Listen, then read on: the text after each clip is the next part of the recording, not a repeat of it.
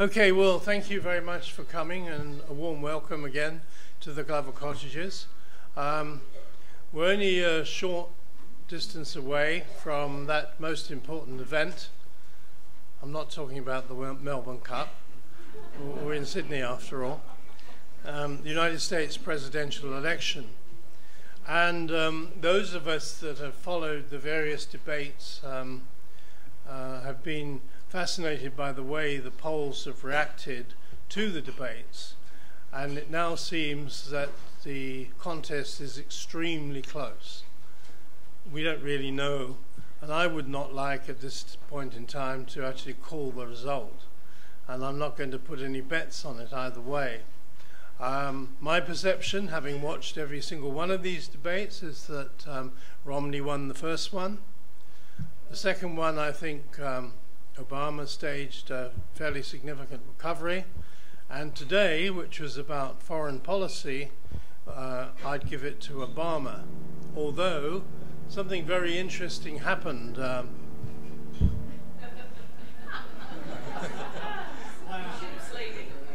Protest. Something very interesting happened today during that debate, and that those of us who thought that maybe former Governor Romney may well belong in what I might call the Dick Cheney camp, or that part of foreign affairs which Dick Cheney belonged to, i.e. slightly hawkish, or rather hawkish, he certainly dissipated that. So those who watched and might have been worried about what Romney might do as a president might feel that his performance today sort of slightly dismissed that idea. For example, he talked about, when he was talking about the Middle East, he said, well, the priority has got to be dealing with economic development, education, gender equality, and general democracy. He dismissed the idea of any kind of military intervention in Syria. And when he got round to talking about China, he said, we want to be friends with China, we want a good relationship with China. So this was slightly different from the image that perhaps has been painted of Romney in the past. So although, in my opinion at least, President Obama had the odds on his side in this particular debate, Romney may have picked up some friends, and anyway the polls show that it's still neck and neck.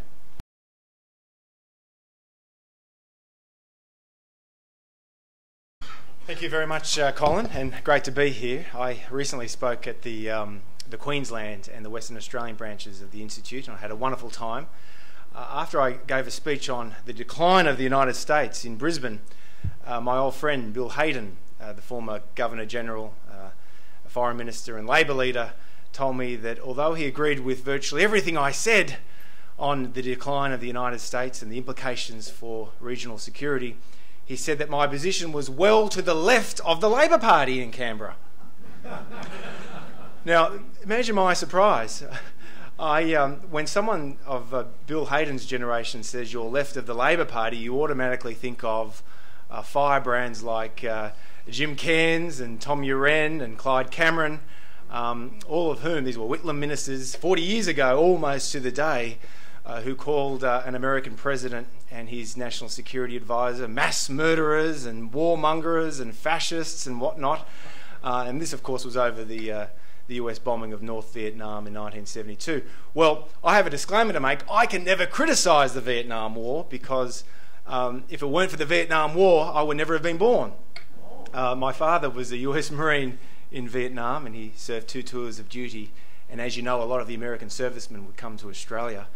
And I tell my students this all the time. I can never say anything critical about the Vietnam War because I would never have been born. My father met my mum at a pub in Sydney. 9 months later, I was born. So I can't complain about the Vietnam War. Too much information. I'm not here as an ideologue, but as a sober analyst to talk about the election. And what a race we have. A week is a long time in politics. That was Harold Wilson, who said that after a bad week, at Westminster in the 1960s.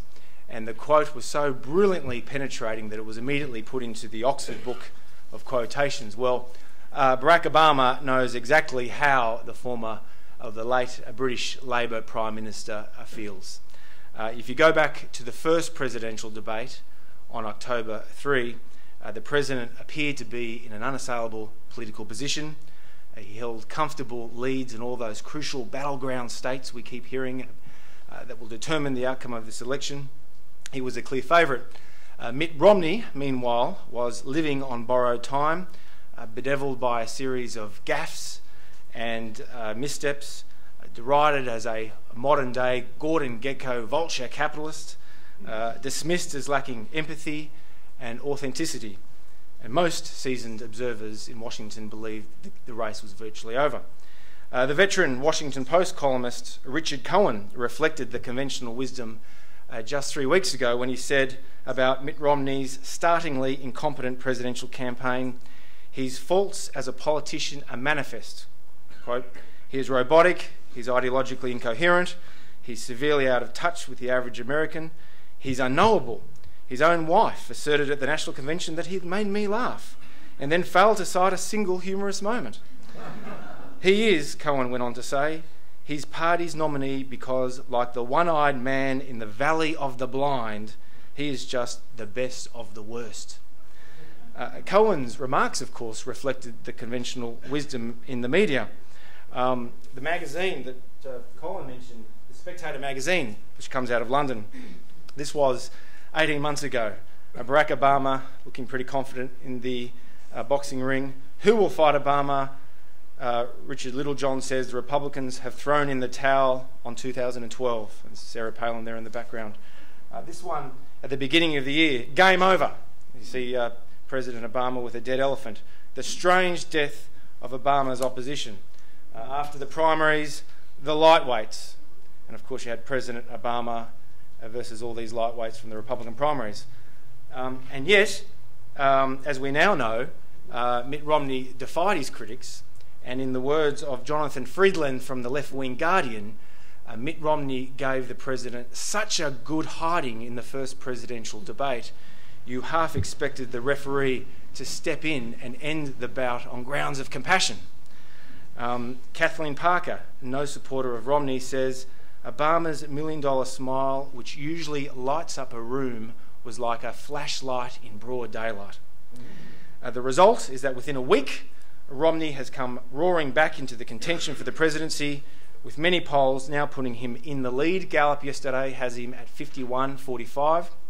And of course, most battleground states are virtually tied. Somewhere, Harold Wilson is feeling President Obama's pain. And with that, our cover this week is Obama falls to earth, with the president as Superman falling to earth, which just goes to show that conventional wisdoms can change very quickly. Now, of course, there is still a fortnight to go, and America, a lot can happen in 2 weeks. But if the Democrats keep limping badly from Obama's wounds, many pundits are far from sure they will heal in time. And if the Romney momentum continues, I think there is every reason to believe that he will be the 45th president of the United States. Now, how has it come to this, given the conventional wisdom only a month ago was so different? Why has the race become so tight that Romney stands a decent chance of winning? Well, obviously, the debate played a very important role, but I think, for what it's worth, there are three explanations, and I'll briefly mention them. One, of course, is the economy. The unemployment rate has been persistently high for most of the last 5 years. It just broke the 8% mark for the first time since 2007. Remember, no president has been re-elected when the unemployment rate is 7.4% or higher, and that was Ronald Reagan in 1984 when the economy was on a huge, massive upswing that led to a booming economy. Today, most economists recognise this is the most sluggish economic recovery since the Depression. Of course, as Obama's supporters will rightly say, the president did inherit a lot of this mess from his predecessor. But any president also needs to be held to account for their record after nearly 4 years. And if you go back to early 2009, both the president, many of his advisors, readily acknowledged that if they did not turn around the American economy by election day 2012, he would be more than likely be a one-term president. And if the unemployment rate did not come down to 5.6%, that would be a bad sign. Well, it's now 7.8%, so there's a huge disparity there. Meanwhile, of course, the debt mountain is of Himalayan proportions. The debt level has increased by more than $1 trillion of the Obama presidency. The budget deficit has more than doubled, as indeed have gas prices. To say again, this is not purely the president's fault, but nevertheless, it is on his watch where a lot of this economic discontent is being felt across the United States. Second, moderate Mitt. I think this is an important point that many Australians perhaps have not recognised. Mitt Romney is neither a radical nor an ideologue. He's calculating, he's cautious, compromising. These are the very qualities that makes him suspect in the eyes of not just the Tea Party Republicans, who are doctrinally pure, but also many neo-conservatives who came to prominence during the Bush years. You may recall all the conservative criticism of Romney a year ago during the Republican primary process. He was seen as either a chronic flip-flopper or as a closet liberal, which of course is heresy in today's Republican Party. In many respects, these concerns were understandable. He ran against Teddy Kennedy in the Massachusetts Senate race in 1994 as a progressive Republican. He repudiated Reagan and Bush in that famous stoush with Teddy Kennedy in 1994. And when he became the governor of the liberal state of Massachusetts, he of course enacted a wide range of progressive legislation. But of course, as a good politician he is, he decided, once he recognised he was going to run for president in 2008, of course in 2012, that he needed to convert himself into a Reaganite, abandoning his set of moderate positions virtually overnight and substituting the whole conservative laundry list without qualification. Abortion, gun control, healthcare, climate change. He's proved to be the political equivalent of the fictional comic book superhero, Plastic Man. So he went over to the hard right to win the Tea Party's support, and like a good politician, he's moved quickly to the centre, and that's what we've seen most dramatically since the Republican convention in Tampa 6 weeks ago. He's softened his position on abortion, and he's given his own tax policy some wriggle room so that he can compromise with Congress should he be elected. The third reason why I think that Barack Obama is on the back foot and the momentum is behind Mitt Romney is this cultural malaise that I have spoken about before here on at least 2 occasions. A nation whose hallmark has been a sense of irrepressible optimism and purpose is bitterly divided and uncertain on how to proceed. According to a Gallup survey, 81% of the American people, just a few months ago, are dissatisfied with the nation as it is governed, and only 24% feel the US is on the right track. Now that is an historic low. This widespread despair, I would argue, goes beyond Obama, Romney, Liberal Democrats and Tea Party Republicans. I think it stems from expectations about America's right to economic prosperity and strategic preeminence that no president may be able to meet. And these are expectations that have deep roots in America's past, going back to the 1776 revolution, when the Republic's founders defined their nation in the Enlightenment dream of moral and material progress. For generations, Americans had come to see themselves as a chosen people, destined to create a city upon a hill, it's John Winthrop, the last best hope of the earth, Abraham Lincoln, that would make the world safe for democracy, Woodrow Wilson.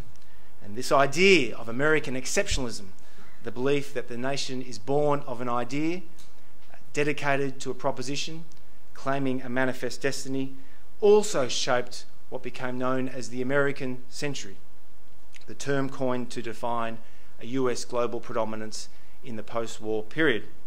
The collapse of the Soviet Union and the long boom of the 1990s reinforced that history was on America's sides.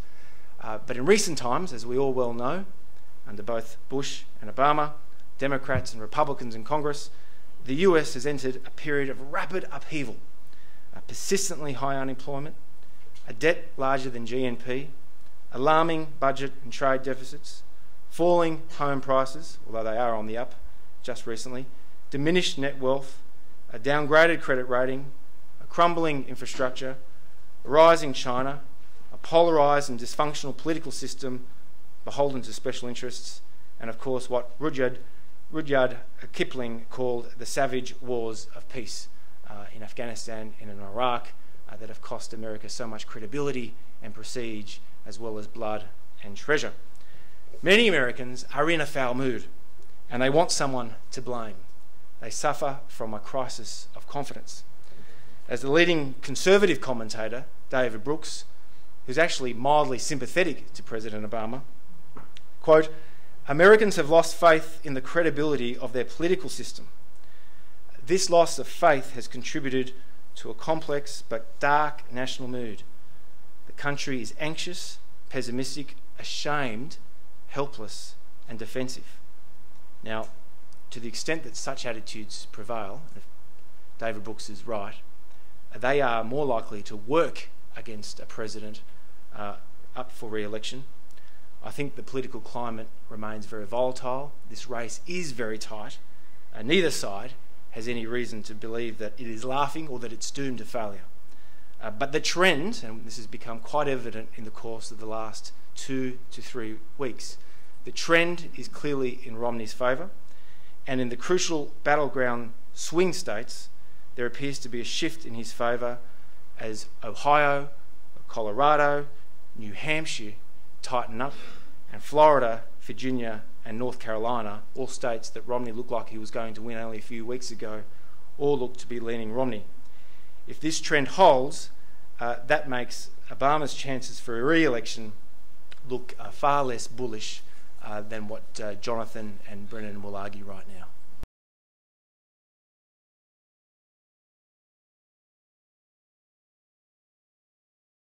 Well, it's great to be here, and I'm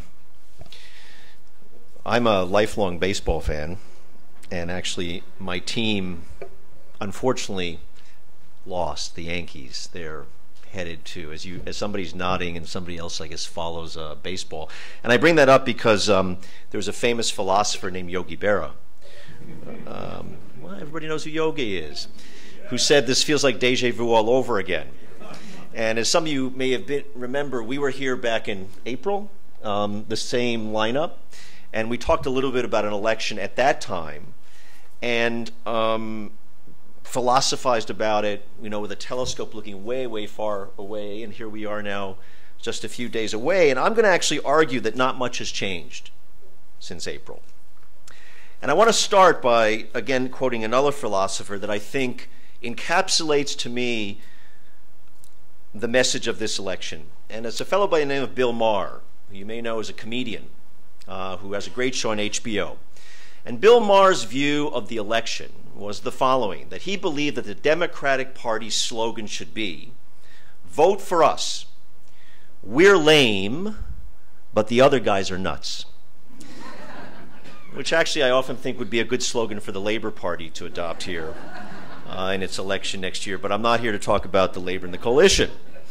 And in that, I always think humor really says a lot, and I think actually most voters in the United States listen to Bill Maher and Jon Stewart more than they listen to the talking heads on the mainstream media. But that's the reason I think that Obama will win. And I think it goes back actually to the reason Romney can't win. It goes back to the Republican primaries. And two things happened in the Republican primaries. One was that they chose the wrong guy. And the wrong guy ran. Now, if you were to ask me who to put my money on if I was a Republican, and who I would want running as my candidate, it would be Mike Huckabee, who is a former governor actually of Arkansas. And I don't know if you've actually watched Mike Huckabee, but very smart guy. And he reminds me a lot of Ronald Reagan, which is that he was quite conservative, but when you listen to Mike Huckabee, he delivers it in a way that touches the heart and is not offensive.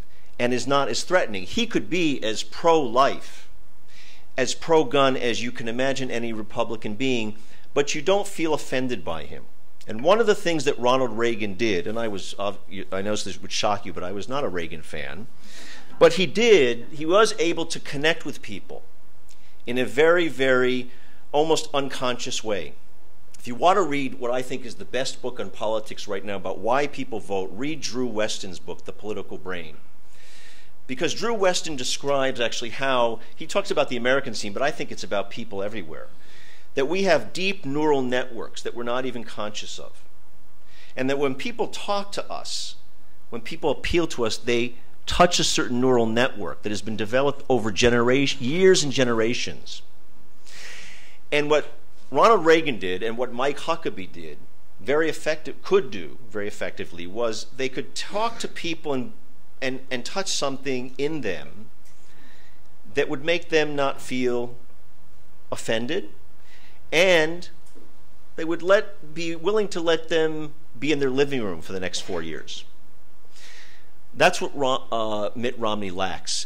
Over the course of the election, to this day, a majority of people do not find him a likable person. Now, you might find that to be trite, and you might find that to be shallow, but the truth is that, and I'm going to just say this about American voters, a lot of American voters, particularly the undecided ones, vote with their gut. It's not about a checkoff list. Are you for this? And they go in and they say, are you for this and you for this? It's how do I feel about someone? And consistently, Mitt Romney has failed to connect with that segment of voters who are undecided. Now, I assume that everybody knows that not everybody needs to vote in America. And what's shocking about the situation, the voting situation in America is that there are roughly 200 million eligible voters in America, 217. On election day, 100 million voters, 5 times Australia, will not go to vote. So all this money that's being spent is really about attracting 50% of the population to go to the polls. The second thing that happened back in the primaries, back in February, March, and it, I believe, is the most important factor in the 2012 elections, bar none. And that is that the American political system has now reached its most heightened point of corruption that we have seen, certainly in my lifetime, but probably in its history. At no time in American politics have you had a situation where millionaires, billionaires can write checks for $20 million and essentially finance an election. And effectively 20 to 30 billionaires in the US, mostly because they want their taxes cut, and a couple of them are very pro-Israel, like Sheldon Adelson, are going to spend huge amounts of money to shape the election. And back in the primaries, in the Republican primaries, there were 2 guys, Foster Friess and Sheldon Adelson, each of whom funded one of Romney's opponents. One was Rick Santorum, you may remember, was running, and the other was the famous Newt Gingrich. And those guys stayed in the race only because 2 people wrote them unlimited checks. And for those few months, they bombarded Romney. It wasn't Obama that called, actually, Romney a vulture capitalist. It was Newt Gingrich. And so you had all these independents in swing states who were exposed to this advertising over the course of many months, who I believe those neural networks that I talked about were hardened. They didn't need Obama to come in and tell them about vulture capitalism. Republicans were doing it. So if you're an independent sitting in Florida or Colorado, you're saying, well, if the Republicans say that, what am I to think about Mitt Romney? And I think that Mitt Romney's image was frozen in time very much because of those attacks. Third point, Republican Party is essentially out of step with what is happening in America. America, for the first time, is a majority-minority country. It is also a majority non-Protestant country. The Republican Party is a white Protestant party. You may have watched the Republican convention, and what's very fascinating was about Republican conventions, they'll trot out one black person, they'll find a couple of Latinos to speak, and then when the camera pans across the audience, all the delegates are white. So the very nature of the Republican Party, and some Republicans who did not run in this election know that. Some of the more moderate Republicans understand their party is out of step of where the country is going. So separate and aside from this election, the Republican Party, I believe, at least as far as the White House is concerned, could be locked out of the White House for the next 16 to 20 years, for a couple of generations. Last point is on Latinos.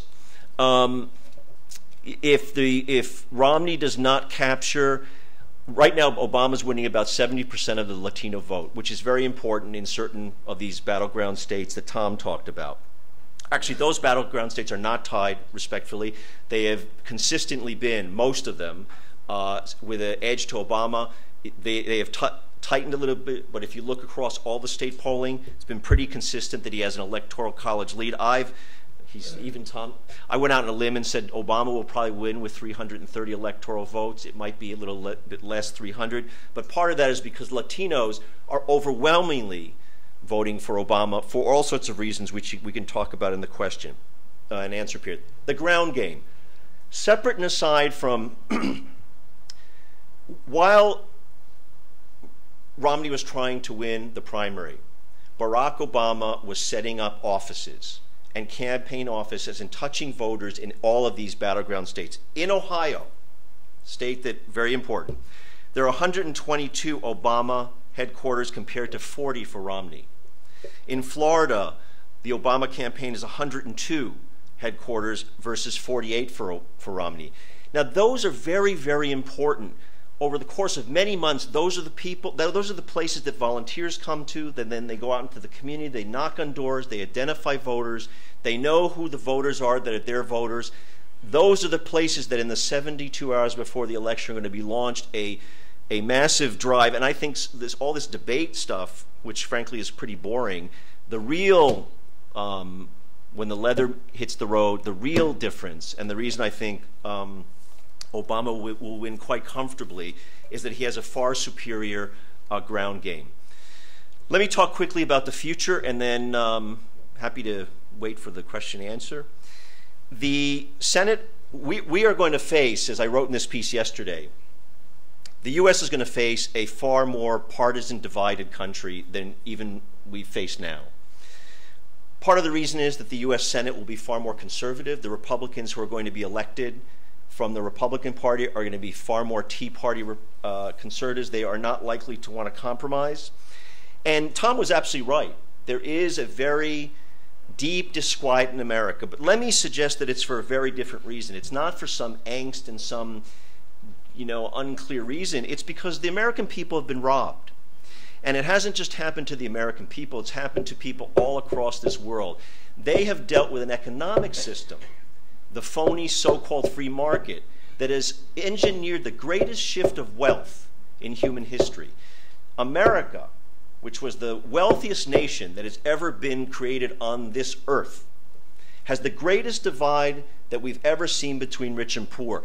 In the 50 years that they've been keeping statistics, the poverty rate has never been higher. So yes, Americans are furious, but it isn't some we're not sure where we are and sort of a general dysfunctional feeling. It's real. It's that they feel like they've been robbed, and neither party is willing to take on those very powers and an economic system that is frankly bankrupt. How America copes with that, and this is my final point, is I honestly think that what's going to happen after the election, what I'm more interested in, because I'm a little bit bored by the back and forth, even though I'm obsessed by the polls and I watch them, how America copes with that is going to be quite interesting. I think we're going to see a reawakening of the Occupy Wall Street movement after the election. I think actually there will be even more activity around the Tea Party movement. I think those movements, although they are polar opposites in many ways, they share something very common, which is they don't think the system works for the regular person. And actually, if you listen to the rhetoric, which I've often argued to my progressive friends, of the Tea Party folks, they are saying some of the same things. And so I think there's going to be a great, great rumbling in America, and part of that's going to be the debate about, and Tom, I think, rightly referred to this, America's place in the world. I'm actually glad, and I think it's good for the world, that America is not going to be number one in the world. think the power of America, the place that it's tried to play as a superpower, the super copper wheel, has not been good for the planet and has not been good for the American people. And I think that the debate over that will define the future of the country. Thank you very much.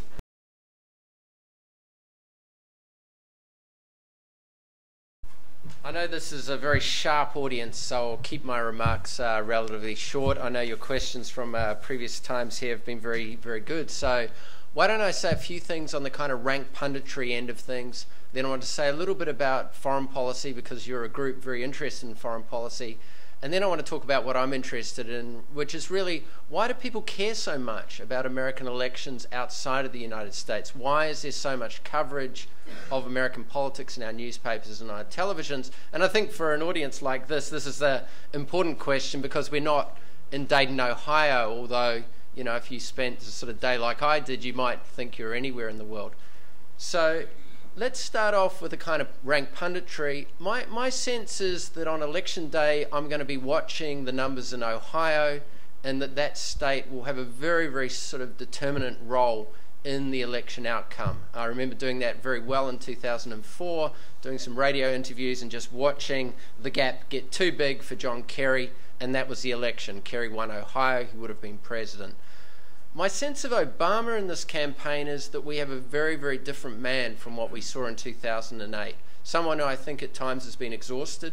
His performance at both the convention and in the first debate was someone who seems to be a bit over campaigning. Campaigning was so sort of 2008, and in 2012 what he wants to be doing is the job of governing. He's, I think, interested seriously in that, and campaigning is something that I don't think there's a great deal of enthusiasm in his blood and in his energy levels at the moment.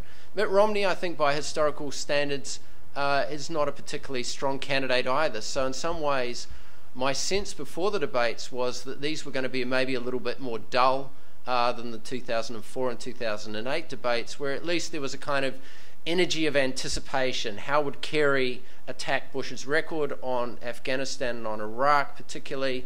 There was this real tension between McCain and Obama over how McCain was constantly trying to get under Obama's skin. There was clearly an effort with McCain to have Obama have a moment of some degree of anger, and there would be this image of an angry black man, which probably wouldn't have played too well. This time round, though, I think the debates for me are always important in their own way, because they create a record. If you're an Australian soldier serving in Afghanistan, Romney's announcement today that he would support the president's position of bringing American troops home by 2014 is pretty important to be on the record. Now, George W. Bush said there'd be a humble foreign policy in 2000, so the record isn't always prescriptive. It doesn't always lead to outcomes. But I think if you take politics seriously, and I know this group does, that record creates at least something to hold politicians to, for good journalists to go back to and say, look, you said this in this big moment to a national audience, how come you're doing the opposite? I'm part of a very small group of debate wonks who met recently in a sort of small room in the University of Sydney to advocate a kind of debates commission for Australia, and I think this would be a very good thing. The quality of debate in the United States, because of these three presidential debates and the vice presidential debate, I think is much better than we get in the formal way in Australia. The single, very short debate that we typically get in Australia a few weeks out from the election, so people will forget it, is often stacked in the incumbent's favour. The incumbent Prime Minister often sets the rules. So I actually think these American debates are pretty useful. They could be better at times. It depends on the moderator a lot. I thought the vice presidential debate was probably the best one in terms of energy, and the moderator, I thought, kept them coming at each other in a way that was quite instructive in certain regards. From what we heard today in the debate about foreign policy, the two things that I sort of thought were very interesting and have reflected on since was the constant use of Israel as a litmus test for how America should behave in the Middle East. That Israel, being a friend of Israel, which Barack Obama said about 2 weeks ago, that Israel was one of America's best friends in the Middle East. He's been attacked very much on that issue, and today he said America is the greatest friend the United States has in the Middle East. Because of wanting to avoid that constant criticism that Romney has been coming at time and time again, that Obama wanted to create some kind of distance between the United States and Israel. In the second debate that we saw this season, the vice presidential debate, both candidates fought over who was closest to Benjamin Netanyahu. You might remember Joe Biden saying he'd been a long-time friend of Bibi.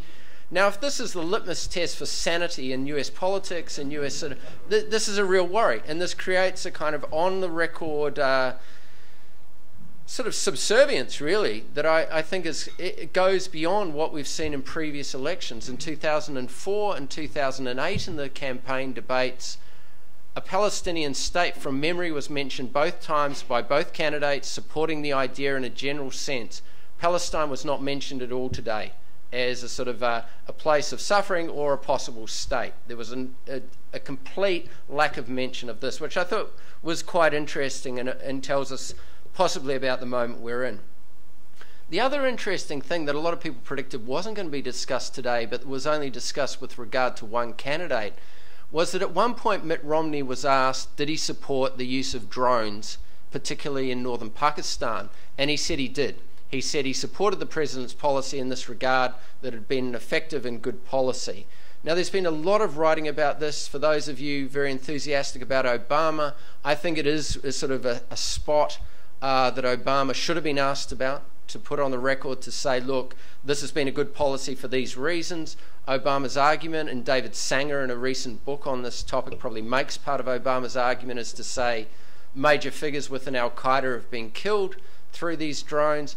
But there are a number of pretty disturbing reports. New York University, NYU, put out a report about a week ago showing that these drones hover over people's communities for hours on end with children, people who are not going to be attacked as part of these drones, largely, occasionally mistakenly. That this creates a degree of frustration, anger, disgust, and doesn't increase the United States' cause in these parts of the world. Obama is a lot more popular than Bush was in France and large parts of Europe, but he's far less popular in Pakistan than Bush. America's popularity in Pakistan is considerably lower today than it was during the Bush administration, and this is often not talked about, but if it's a hearts and minds campaign, a war on terror, Obama's record, I think, is pretty poor and could have been, for such a considerable ally as or important nation in the world, Pakistan, this could have been discussed today. And Obama got a bit of a pass on that, as Romney, kind of in what might be ultimately bipartisan politics, took the heat, or at least took the answer. The last point I want to make is about why do people care so much outside of the United States about these elections. The simple reason might be power. You might say, well, power's aphrodisiac in many regards, and it keeps us interested and it keeps us thinking this is very important. But I'd argue that the following of American elections in proportionate time goes so far beyond America's economic power in the world, its relative economic power, even its relative military power.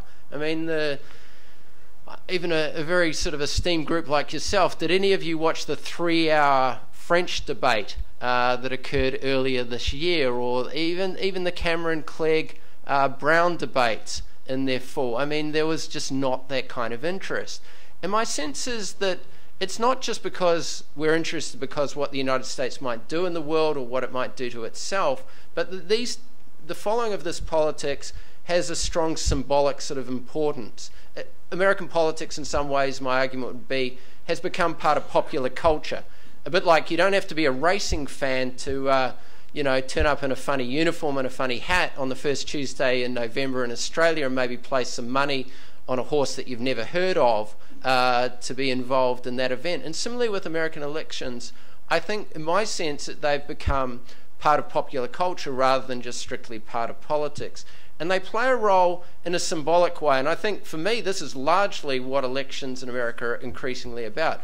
They're about candidates and they're about policies, but they're also about selling America, largely to itself, largely a sense of a kind of, particularly the conventions, but a lot of the rallies that occur, telling Americans that America is going to be a good place and continue to be a good place, and America has a bright future ahead of it. And in the language of today, it's an exceptional place, and both candidates use those terms. And from the outside, I think we're drawn into this. I mean, there's a shininess to it, there's an allure to this that is attractive to us. But like all things with familiarity, of course, there's a kind of flip side. There's a flip side of a kind of form of anti-Americanism. So I think as we watch this election and learn about the nuances of polling in Ohio and how people can be turned away possibly from voting on voting day for voter fraud and all the sort of arcane elements of American politics, I think it's worth asking ourselves, why do we care so much? Why are we drawn to this so much? And is it because we want to see America do particular things in the world, or we have a sympathy or concern for it? Or is this a kind of unthinking side to power? So I suppose I've followed these elections for as long as I've kind of been able to read and watch television, and I suppose reached a point where thinking they're far less about the things that is conventional for us to talk about them being about particular policies, which probably the politicians go back on. I mean, Bill Clinton was a major critic of China in 1992 and talked about the US having difficult trade times with China. And they're more about a particular image of America in its own nation, but also internationally. So I look forward to your questions. Question 1. The economy appears to be the main battleground for this election. On the topic of foreign policy, though, what are your thoughts on the presidential candidates' approaches to Syria, Iran, and China? I actually do think this election is pretty significantly about foreign policy. I mean, Tom is making this argument in his talk that decline, or the spectre of decline, has been a big part of particularly the Republican Party primaries. If there was any meta-narrative, and it was a very messy process, so finding a meta-narrative was quite hard, it was the spectre of decline. All candidates were saying, look, under 4 more years of Obama, America will go off a cliff. Some of you may have enjoyed, for comedy or political reasons, the Obamaville videos that Rick Santorum put out, where there was this kind of apocalyptic sense that America as a nation, as a power in the world, was kind of in its last days unless a Republican was elected. And in this kind of light, I think this notion of selling America to itself, this notion of America doing great things, bouncing back domestically that they both talked about today, actually has quite strong foreign policy implications, because there's not a notion, I think, from either candidate that America entirely needs to retreat to its own borders. There's a notion that America, I think Obama used the words that America is an indispensable nation in the world, and Romney said we have had greatness thrust upon us. So I think this notion of America as delimited in its activity is not there with either party or either candidate. So maybe there's an umming and ahhing over Syria at the moment, but a kind of active role of the United States. And if you very much look at, say, the issue I've been following very closely, Pakistan, American involvement in Pakistan, strong interest in Pakistan, probably troop presence in Pakistan, is, I think, a very ongoing thing, and one that will be very, very interesting to follow over the next few years. I think that Americans are suffering from foreign policy fatigue. That after 70 years, first against fascism, then communism, and then more recently terrorism, Americans have become tired of the world, and all the available public polling evidence demonstrates that Americans are less interested in foreign affairs than at any time since the heyday of isolationism between the 2 world wars. That's precisely why President Obama's most popular line on the campaign trail, and he mentioned it today in the debate, is that we need to begin nation building here at home. And that's why Mitt Romney, who claims a new American century, but in his keynote address to the Republican National Convention dedicated only 1 paragraph out of a 40-minute speech to foreign affairs. He did not even mention the Afghanistan war. So I think that's a very fundamental point to bear in mind. On Syria and Pakistan, and indeed to some extent China, I think both the President and the former Governor Romney are more or less at one. I think the differences are in degree and not in kind. On the question of Syria, the American people, as John Quincy Adams once put it many, many years ago, they're in no mood to go abroad in search of monsters to destroy. They're in no mood for nation building. They're in no mood to export democracy to arbitrarily created and tribal and medieval societies. This is plaguing on both parties, and I think the big loser out of today's debate on Syria, Pakistan, to some extent China, were the neo-conservatives.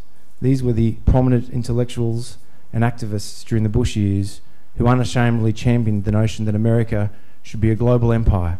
You may recall President Bush's senior advisor saying to the New Yorker, "We are an empire now, and when we act, we create our own reality."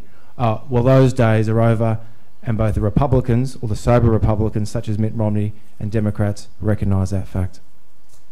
3 quick points. First of all, I basically agree with Tom that there's not really much difference between Obama and Romney on Syria, Iran, Pakistan, and China. The second thing, I was struck by how much people were playing to Israel, and I completely agree with your point about Bibi. It's appalling to me that the United States, speaking as a Jewish American, I should say, appalling to me that people are basically wrapping their arms around a man who I think is a disaster, both for Israel and for the region. And the last point I'll make is, what was striking to me was how much Obama has become the hawk. And that here was, if from a Democrat standpoint, when you look at the spectrum, that it was Obama, not just in the debate, but for the last several years, who prosecuted the war. And he said the right war was in Afghanistan. I mean, there was a time in George McGovern just passed away, and that in those days, in sort of the debate between the wings of the party, would have been appalling. That a Democrat who would be considered a liberal or a progressive would be seen as such a hawk, and has had to position himself to be, I'm going to fight, the military is going to be strong, we're not going to let Iran. I mean, just in terms of the rhetoric, it sounded very, very hard. Question 2. Was Mitt Romney serious when he expressed his policy intention to see gender equality in the Middle East? No.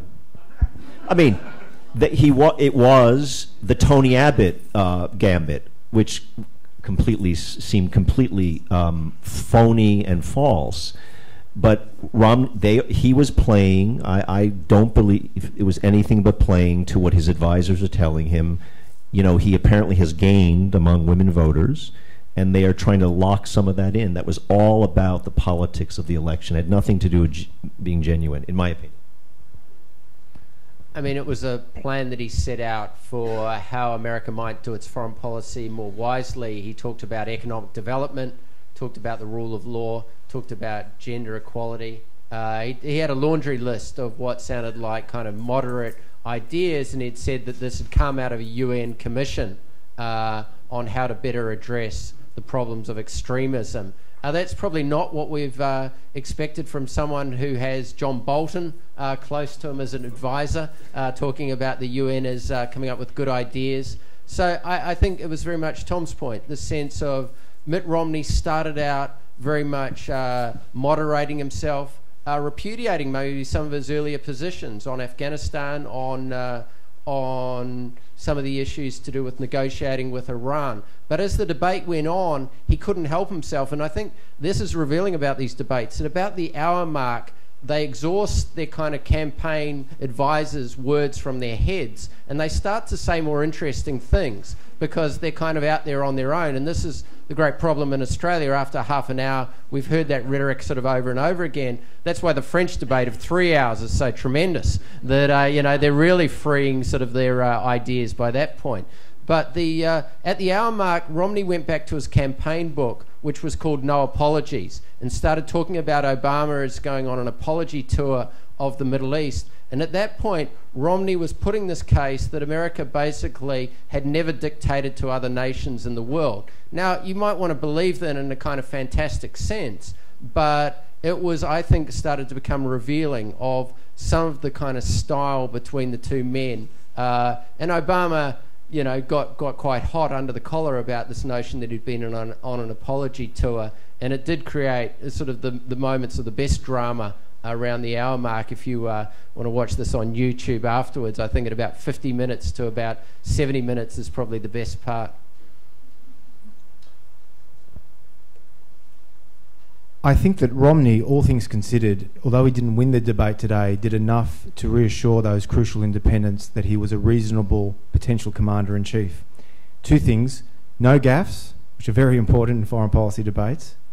Some of you may remember President Gerald Ford in 1976 when he rebutted a charge made by Jimmy Carter.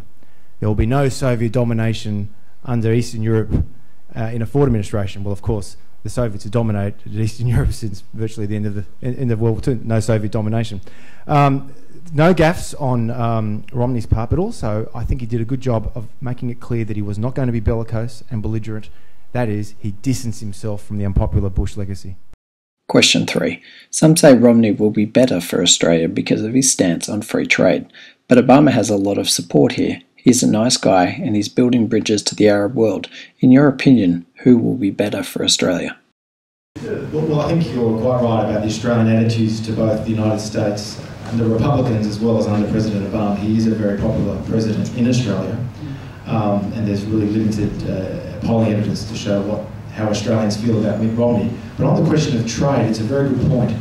President Obama has placed very low priority on trade, and in fact he's only signed 3 bilateral free trade deals in office, and they were both handed to him by President Bush in 2009. He sat on them for 2.5 years before he was dragged kicking and screaming, supporting them. They were to South Korea, Panama and Colombia. I think you're right. I think Romney's more likely to kickstart both the bilateral and the multilateral trade route, which is in Australia's interests. So the multilateral round is, although we'll still have problems with China and India. But the other point to bear in mind is that Romney actually focused a bit on Latin America to some extent today, and I thought that was very telling because Latin America source of a lot of economic energy, future trade deals with America potentially, and also, of course, future energy.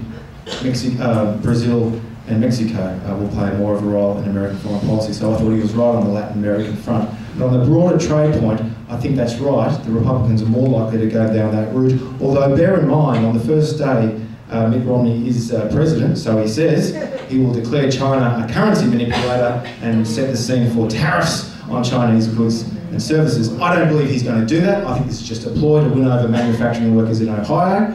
I think that so long as he's surrounded by smart people like Bob Zoellick, who's head of his foreign policy team, not John Bolton, but Bob Zoellick, who's a classical, modest, realist, friend of Australia, and a pro-trade guy, former trade representative, as well as former president of the World Bank. I think Romney's in safe hands on those grounds. I actually disagree, respectfully, Tom. I don't think it'll matter to Australia. On the trade issue, Obama has been an avid, actually, free trader in many respects. The reason more free trade agreements in the past were 2 reasons. One of which, there was a global financial crisis, and Obama's first priority, people may think that that's wrong, was to make sure the fiscal situation was stabilized. He dealt with, all the banking. That took a good 2 years. And second, while the president is a very powerful position, he has a Congress to deal with. And so if Romney is president, he's going to have to deal probably with a Democratic Senate and potentially with a Republican Congress, where actually there have been more bipartisan positions on trade. Trade has been more sympathetically dealt with by Democrats. So I actually don't think it matters to Australia on the trade issue. Yeah, I think US elections probably do matter to Australia more than ever. That I think for a long time, Australia was probably, as a nation, a strategic backwater. It was not a nation, obviously, where there were large numbers of US troops beyond the period of the Second World War. But the basing of American troops in Darwin that was announced by Obama in 2011 in that famous speech in the Australian Parliament was quite a significant speech, I think, in terms of presidential speeches made. That speech, I don't think, could have been made by George W. Bush. The notion of Bush coming to Australia and announcing more American troops with an eye to China wouldn't have been conceivable. And it's maybe more difficult to conceive that Mitt Romney could have made that speech in the Australian Parliament. So I think our trust in particular American politicians and maybe particular parties as a nation has become more into focus rather than a traditional diplomatic position, which is obviously bipartisan, of saying, well, we're friends of America, whoever is the leader. I think there may be a tendency to be more picky on which Americans we'd prefer to see. And you see echoes of this. Before Bob Carr becomes foreign minister, he's actually very critical of what he calls pathologies in the Republican Party. Wayne Swan in a recent speech talking about elements of the Tea Party and the Republican Party being the greatest threat to the world economy. So I think Australians are probably taking a slightly more partisan view. And I don't just mean the political class. I mean, John Howard obviously had very interesting things to say about Barack Obama, things that in retrospect maybe look a bit humorous, or the death of Obama. But I think the wider population takes maybe more of a necessary interest, because instead of being a strategic backwater with a larger number of US troops and a lot of training exercises, I mean, that's probably the more important point, with some focus on China as a potential enemy, I think it is a good idea that we take an interest in these things. Question 4. The US election is likely to be very close. What effect will adverse weather have on the result? I've been there in pouring rain and not quite snow, because those were more in the primaries, but we talked about that before. All this prognostication could go down the drain, no pun intended, if there's huge storms in Ohio.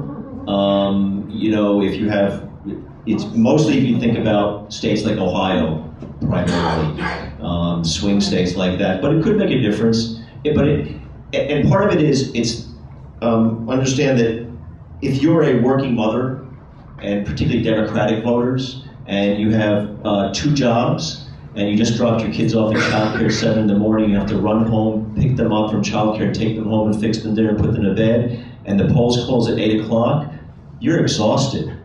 And it's not clear that you're going to get to vote. And that's the thing that worries, you know, going back to Tom's, and I think it worries me more about that kind of thing, is that it's so hard to vote in the US that weather is one of the factors. The point I'd make is that a lot of people would say that independents got Obama over the line in 2008, that there was enough independents who voted for Obama. But I think it is pretty instructive to look at historic levels of black turnout. I think that will be the same in 2012. Historic levels of Hispanic turnout. There may, I think, be some drop-off there. And people under 25. People between 18 and 25 in the US don't vote at very high rates, and they did in 2008, and that was pretty significant. And I think there's likely to be a drop-off in that youth vote. And I don't think Obama's done a particularly good job in the more formal speeches of really pitching to that youth vote. There was no talk of global warming as an issue today in the foreign policy debate. He talked about that issue a great deal in a connection to being something that was going to inspire and be an issue of concern, obviously, for people who are going to live a long time on a possibly a warming planet. So I think his team's strategy in that regard has been pretty small target, pretty narrow. I wanted to add one very, very quickly. I forgot one thing. The balance to that is that millions of people already have voted. The amount of mail ballots and people being able to vote 30 days ahead has dramatically increased. It's one reason that I think Obama's going to easily win Iowa, because the ballots being cast are 3-to-1 Democratic votes currently. So there's tens of millions of votes will be cast even before Election Day. Question 5. There has been little talk about Wall Street in the debates. That is, a key cause of the global financial crisis. Which candidate is more likely to do something about the enormous financial challenge this threat poses? Well, in my original remarks, I mentioned that I think that there's something common to the Tea Party and to Occupy Wall Street, and I think it's very much to your question, which is I think that one thing that unifies them is they think the bankers robbed them, and they're right. The bankers did rob America, and the system has robbed the people for a very long time. Neither one of them, neither Romney or Obama, is going to be very different on that. Obama, on the margins a little bit, but look at the history, and I'm going to be critical of Obama. They did not indict or jail a single leading figure of those major banks. In fact, most of them still have their jobs, and most of them are still making a lot of money. And so I think the people feel that the system has failed. The bankers got away with it. They crashed the economy. Millions of people lost their homes and their retirements, and nobody has been brought to account. And that is still a big tremor that is affecting the election, and the reason people think that neither party stands up for them, and partly because of the corruption of campaign finance, certainly with Romney, but even the Democrats. The Democrats are completely bought and sold to that kind of campaign finance and to the Wall Street money. So I don't think either it'll make a difference.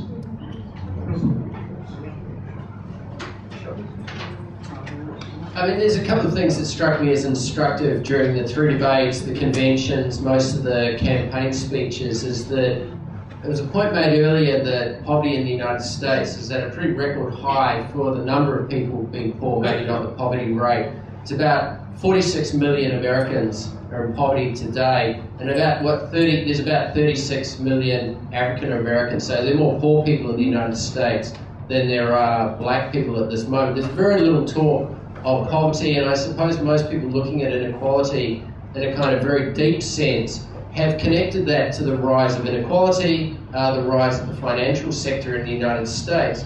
And in that period of great trauma of the financial sector in the United States in 2008, one of the companies I particularly took a lot of time following was AIG, who were given a bailout by the American federal government of $182 billion at that time.